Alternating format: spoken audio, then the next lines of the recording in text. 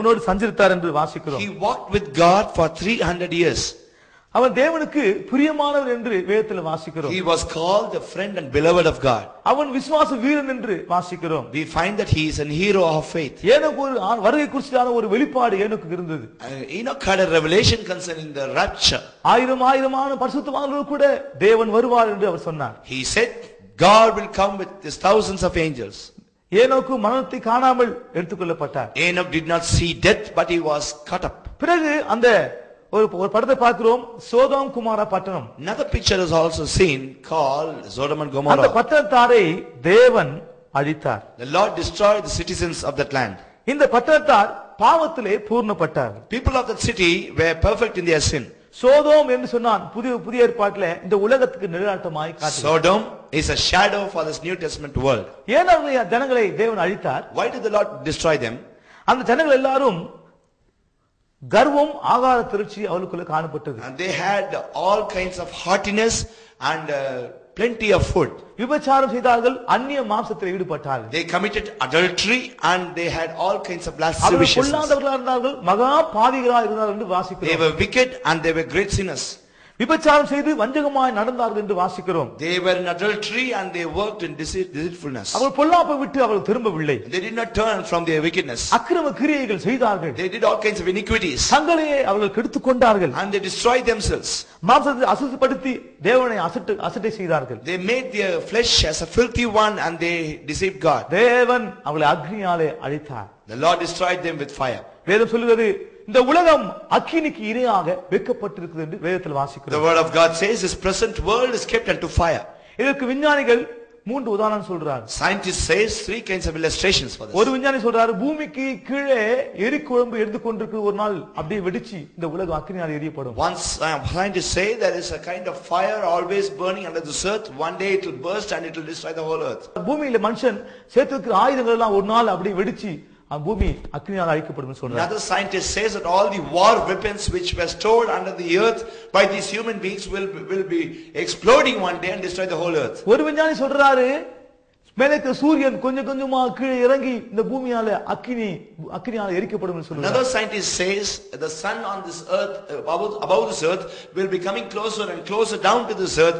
One day it will burn the whole earth. சில வருஷம் முன்னாடி கேள்விப்பட்டிருப்பீங்க, ஆந்திராவில தண்ணீர் மோதி நெருப்பு வந்ததாக பார்க்க. Some years ago you would have heard that in Andhra Pradesh water and water clashed with each other, dashed with each other and fire sparks came out. அதை காட்டிலும் பேதுரு சொல்றார், வானங்கள் வெந்து பூமி உருகி போய்விடும் என்று சொல்கிறார். More than that, Peter the apostle says the heavens shall melt and will burn with fire, elements will burn. அந்த பட்டணத்திலே ஒரு லோத்து நீதிமான் ஒருத்தர் இருந்தார். There was a righteous man called Lot in that city of Sodom.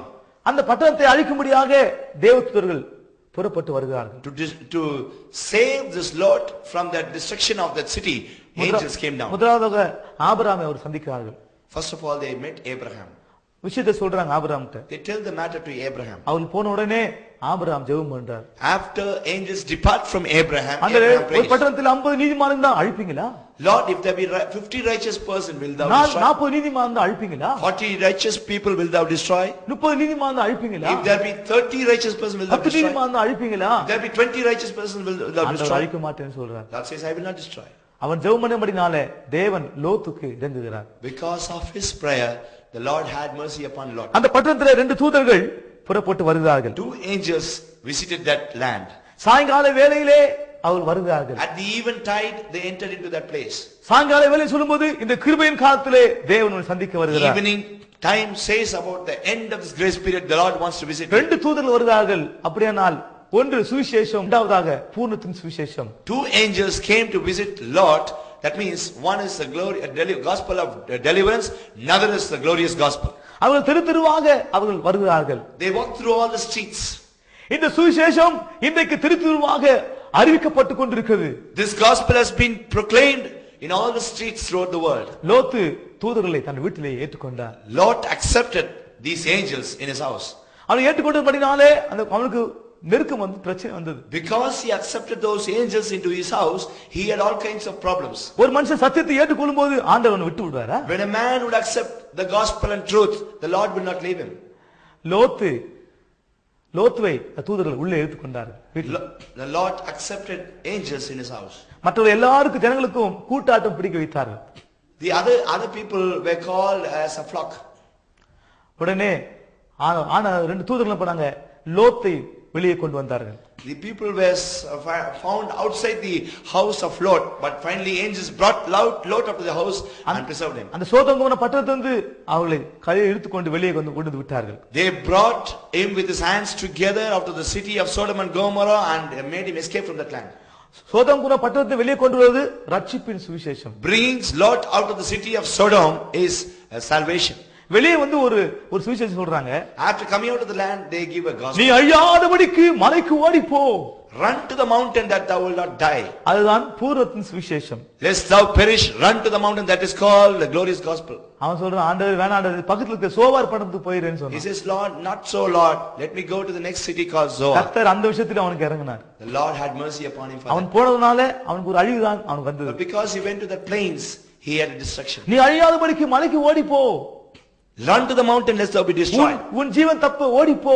Run, escape for thy life. நீ பின்னிட்டு பாராதே. Look not behind. இந்த சமபூமியில் எங்கும் நில்லாதே. Do not stand upon these plains. ஆண்டவர் அவனை காப்பாற்றினார். The Lord preserved him. ஆனால் அவன் மனைவி திரும்பி பார்த்து உப்பு தூணாக But his மாறிவிட்டார். wife turned back and became a pillar of salt. இதுதான் மனசாட்சியின் காலத்தில் நடந்ததான சம்பவம். These are the things which happened in the days of conscience. அடுத்தபடியாக நியாயப்பிரமாண காலம். Fourthly, it's called the dispensation of law. இஸ்ரவேல் ஜனங்கள் எகிப்திலே அடிமையாய் காணப்பட்டார்கள். People of Israel were in bondage in Egypt.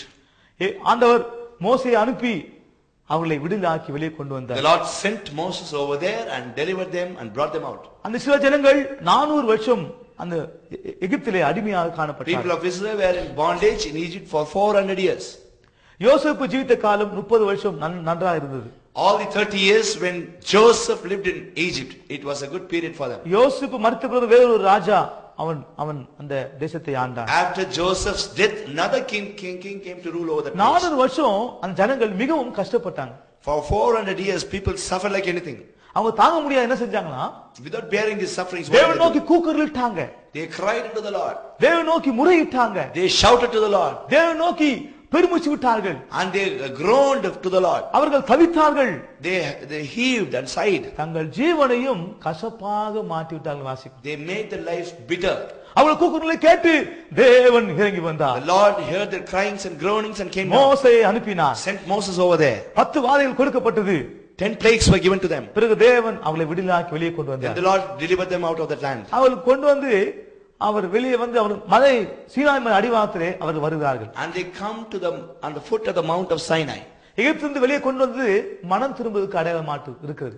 Bringing them out of the land of Egypt shows repentance. இரண்டாவது சிவந்த சமுத்திரம் வழியாய் வந்து அவர்கள் வருகிறார்கள். ஞானஸ்நான சத்தியத்துக்கு நிலைநாட்டமாக. Secondly, they were crossing the Red Sea, that is a shadow for the New Testament. மூன்றாவதாக மலை அடிவாரத்தில் வருகிறார்கள். இது பரிசுத்த ஆவிக்கு நிலைநாட்டமாக இருக்கிறது. Thirdly, when they come to the foot of Sinai, it is a shadow for the Holy Spirit.